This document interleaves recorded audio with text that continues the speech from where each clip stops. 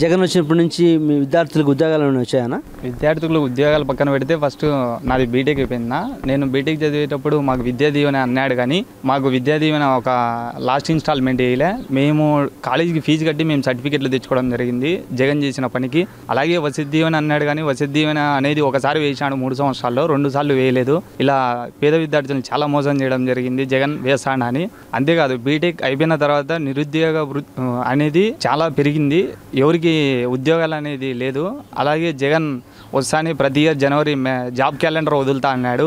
నాకు తెలిసినంతవరకు ఒక జాబ్ క్యాలెండర్ కూడా వదలలేదు.